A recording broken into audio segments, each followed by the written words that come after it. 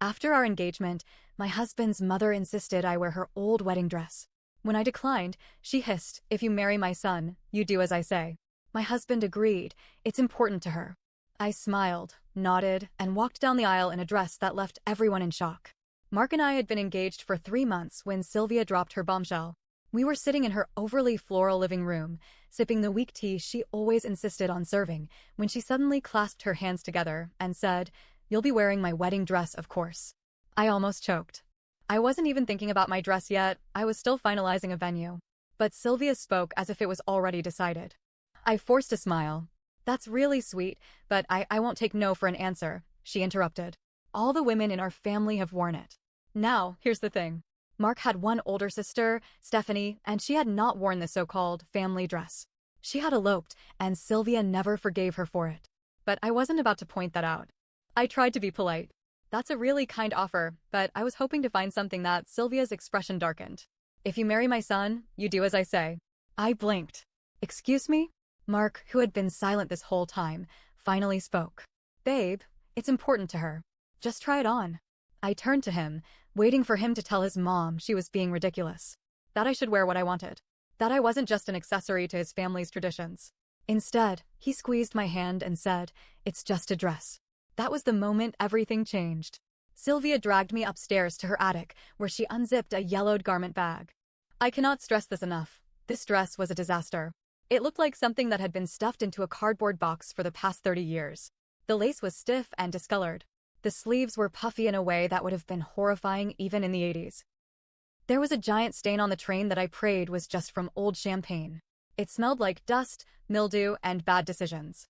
Sylvia ran her fingers over it like it was some priceless artifact. "It's perfect, isn't it?" I stood there, staring at this moth-eaten nightmare, trying to find the right words. I wasn't about to wear this thing. There was no way. I'm not sure it's really my style. Sylvia's lips pressed into a thin line. "Style?" She scoffed. "You think you have better taste than me?" I bit back my first response. Instead, I tried reasoning with her. "I just don't think it would suit the wedding we're planning. The venue is, oh, so now my dress isn't good enough for your fancy little wedding." Before I could respond, Mark stepped in. "Mom, she's just nervous. We'll take it home and she'll think about it." I gave him a look, but he ignored me. Sylvia's expression softened. "That's my good boy. Always taking care of his mother." That was when I realized something. This wasn't just about the dress. This was a test. Sylvia was trying to see if she could control me. And Mark? Mark was failing. So, I smiled. I nodded. And I agreed to take the dress home. Over the next few weeks, Sylvia called me constantly to ask if I had fallen in love with the dress yet. I gave vague answers, trying to avoid a fight, but she wasn't buying it. One evening, she called again. Mark answered and put her on speaker. "Have you scheduled the fitting?" she asked. I sighed. "I told you, Sylvia, I haven't decided yet." Her voice sharpened. "There is nothing to decide. You will wear the dress. End of discussion." And then Mark, the man I was supposed to marry, said, "She just really wants this. Babe, can't you do this one thing for her?" I stared at him. I felt my stomach twist. This wasn't just about the dress anymore. If I let this happen, it wouldn't stop here. Sylvia would dictate our wedding, our holidays, our entire marriage. And Mark? He would always take her side. That's when I made my decision. I played along. I told Sylvia I was so excited to wear her dress. I told Mark he was right, this was important. I went to a tailor, but not for alterations. I had something better in mind. The venue was stunning. A vineyard in Napa Valley, filled with fairy lights and soft music. Guests were seated. Mark was at the altar. Sylvia sat in the front row, smug as hell. Then the music started. The doors opened, and I stepped through. Not in Sylvia's dress. At least, not in the way she had imagined. I had transformed it. The puffy sleeves? Gone. The lace? Dipped in red dye. The train? Chopped into a mini skirt. The bodice? Tighter than a corset. The veil? Black. I had turned it into a scandalous, gothic masterpiece. The crowd gasped. Sylvia's jaw dropped. Mark's face went pale. I locked eyes with Sylvia and smiled.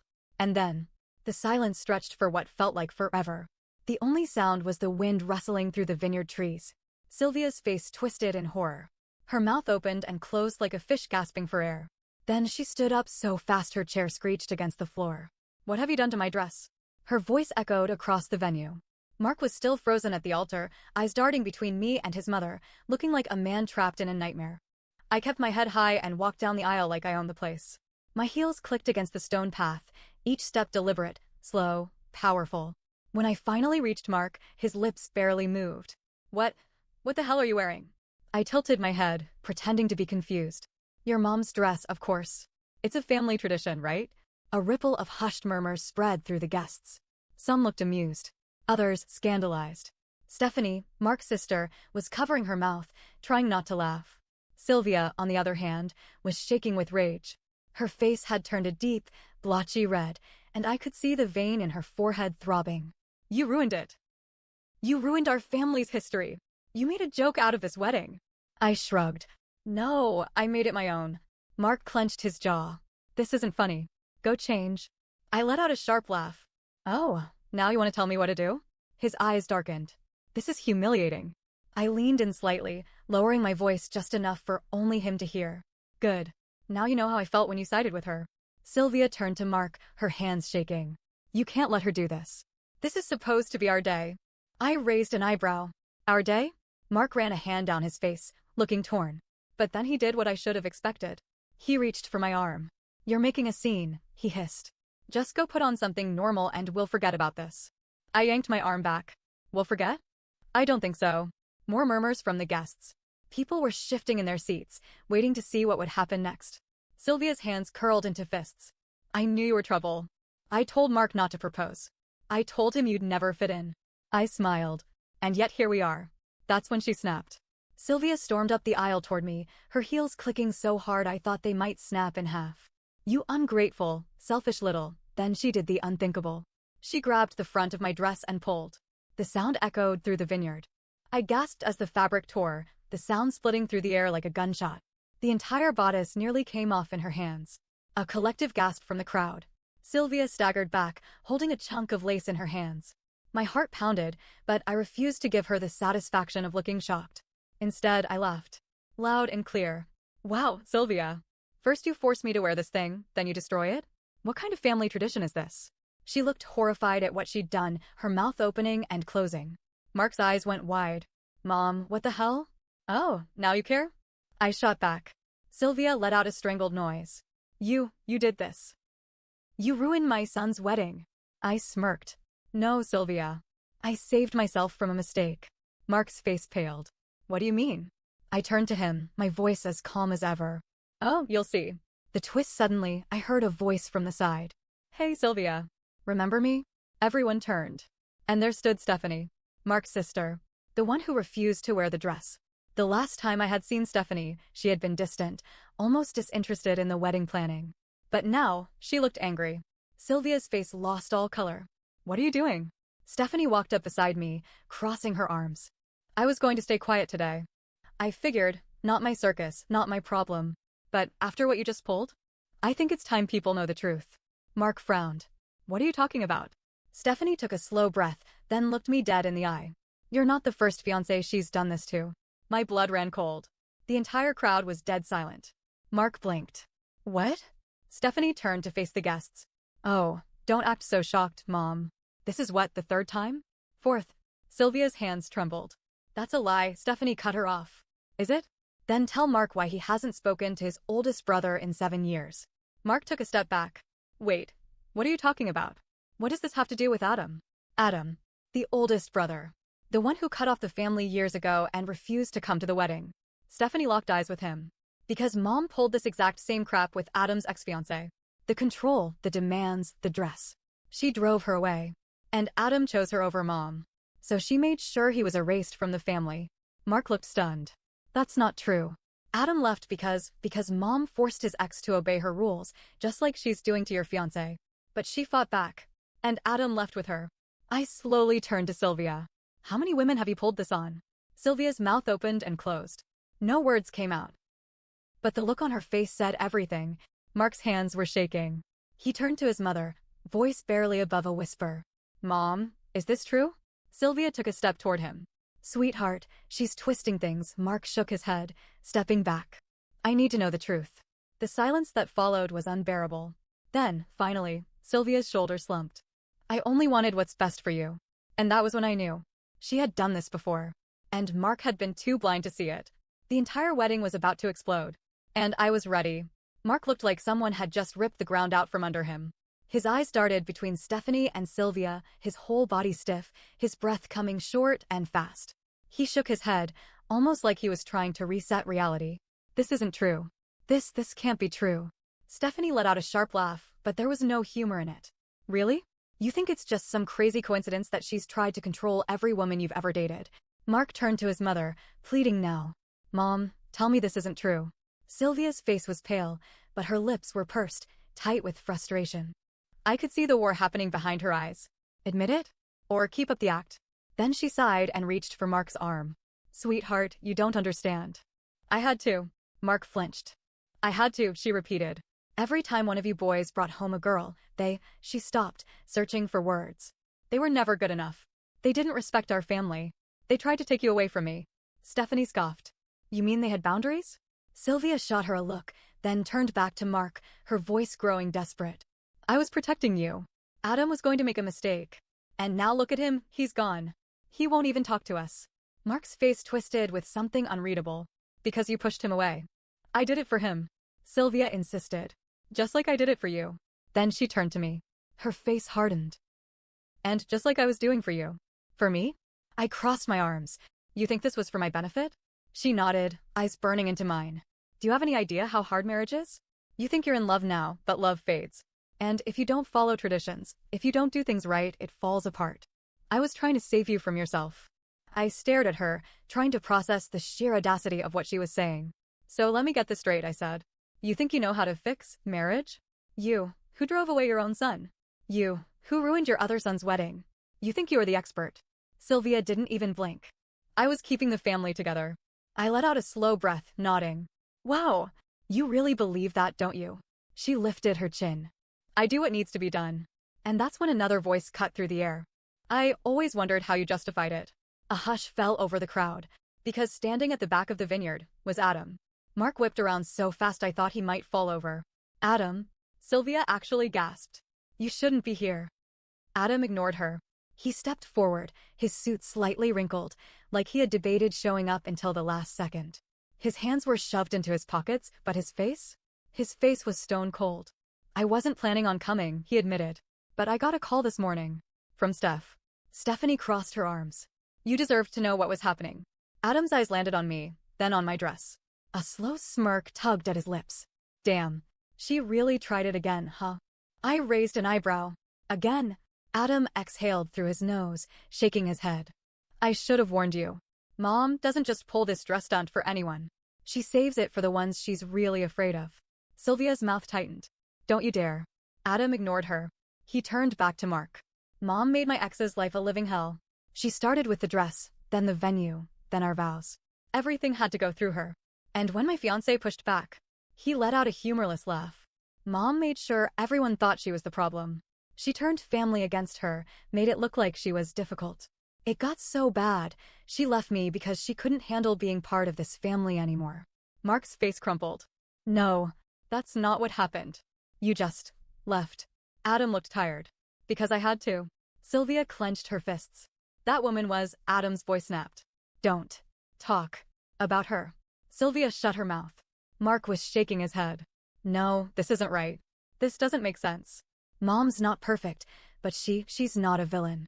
Adam gave him a look of pure pity. Isn't she? Mark was struggling now, his brain desperate to reject what was happening. I could see the battle inside him, the part of him that had always trusted his mother, the part that wanted to defend her, fighting against the truth. Sylvia, sensing her control slipping, went for the nuclear option. She burst into tears. Oh, my sweet boy, she sobbed, reaching for Mark's hands. You can't believe them. I've only ever loved you. I gave you everything. And now they're turning you against me? Mark's breath hitched. He stared at her, his mother, the woman who had raised him. His mother, who was now exposed for who she really was. For a second, I almost felt bad for him. Then he looked at me. I raised an eyebrow, waiting. And his next words sealed his fate. Why are you doing this? Not to his mother. To me. The air left my lungs. Sylvia sniffled, squeezing his hands, playing the perfect victim. She's trying to ruin everything, honey. You know I only wanted what's best for you. Mark swallowed. His voice was small. I know. That's when I knew. He was too far gone. Even with all the truth laid out in front of him, he still couldn't see it. He still chose her. Adam saw it too. He sighed, rubbing a hand down his face. Jesus, Mark. Stephanie just shook her head. I took a slow, deep breath, bracing myself. Because I had one last move to play. I turned to Adam and said, "Do you have her number?" His eyebrows shot up. "Who?" "Your ex." I smiled. "I'd love to have a chat." Sylvia's entire body stiffened. Mark paled. "What are you doing?" I ignored him. I kept my eyes locked on Adam. Because I had a feeling. His ex had a lot to say. And this wedding was about to blow up. The air in the vineyard was thick with tension. Nobody moved. Nobody spoke. Sylvia's fingers curled against the fabric of her dress, her chest rising and falling in rapid bursts. She knew exactly what I was asking. Mark stood stiff, his knuckles white. He looked between me, Adam, and his mother, and I could see his mind racing, searching for some way to fix this, to bring things back to how they were before. But there was no way back. Adam's lips twitched as he pulled out his phone. "Yeah, I have her number." Sylvia let out a sharp breath. "You wouldn't." I smiled. "Wouldn't I?" Adam's thumb hovered over his screen. The crowd was dead silent. Everyone was watching. Sylvia turned on Mark instantly. "Stop them. Do something." Mark opened his mouth, but nothing came out. For the first time, he was realizing his mother had done something truly unforgivable. But Sylvia? She wasn't backing down. She turned to me, voice shaking with rage. "You don't get to waltz in here and destroy my family." I tilted my head. "Oh, so now it's my fault?" She pointed a trembling finger at me. "You did this." "You, Mom, stop." It wasn't Mark who said it. It was Stephanie. Sylvia's hand froze in the air. Stephanie stepped forward, her voice low but firm. "You want to know why I eloped? Why I never let you near my wedding?" Sylvia swallowed hard. Stephanie shook her head. "You ruined Adam's life. You tried to do it to me, too. And now you're doing it to Mark. You don't protect us, Mom. You control us. And you'll destroy anyone who doesn't fall in line." Sylvia flinched. For the first time, she looked afraid. Mark's face crumpled. He looked at Stephanie, desperate. "You really think she did all that?" Stephanie's voice cracked. "I know she did." Adam nodded. "She did." And then, the final blow. I turned back to Sylvia and said, "Let's call your former daughter-in-law. Let's see what she has to say." I took the phone from Adam. The screen glowed, the call dialing. Sylvia lunged. She tried to snatch the phone from my hands, but I was quicker. I yanked it back just in time, her nails scraping against my wrist. Gasps rippled through the crowd. Sylvia lost it. "You don't get to do this," she shrieked. "You are nothing. You are temporary." If my son was smart, he'd realize that right now. Mark flinched, but he didn't say a word. Sylvia's voice rose, hysterical. "I built this family. I kept us together. I sacrificed everything. And you think you can just waltz in and tear it all apart?" The phone kept ringing. 1 second. 2. 3. Click. "Hello?" The voice came through, steady. Feminine. Sylvia went still. I held the phone up so everyone could hear. "Hi, this is Adam's ex-fiancé. Can you tell us why you left?" Silence. Then, a slow breath. "I left because his mother made my life a nightmare," she said. "She controlled everything. She used guilt, manipulation, and lies. She turned people against me. And when I finally tried to stand up for myself, she told Adam it was me or her." A slow murmur moved through the guests. Mark looked like he might throw up. Sylvia shook her head violently. "No, she's lying. You're all lying." The woman on the phone sighed. "No, Sylvia. You just finally got caught." Click. The call ended. Sylvia turned to Mark, pleading. "Sweetheart, you don't believe this, do you?" She grabbed his hands. "You know me. You know I only ever wanted what's best for you." Mark's face was a storm of emotions. His whole body was shaking. Then, in the quietest voice, he whispered, "You did this to Adam." Sylvia stilled. Mark swallowed. "And you were about to do it to me." Sylvia shook her head violently. No, I was helping you." "You don't understand, Mark," but Mark pulled away. Sylvia gasped like he had struck her. "Mark?" Mark took a slow step back. Then another. His mother reached for him again, but this time, he flinched. Sylvia cracked. "You can't do this to me," she whispered. Her voice sounded small now. "You need me." Mark's face twisted. And then he said the words that broke her. "No, Mom. I don't." Sylvia collapsed into a chair, shaking. Adam and Stephanie stood together, watching.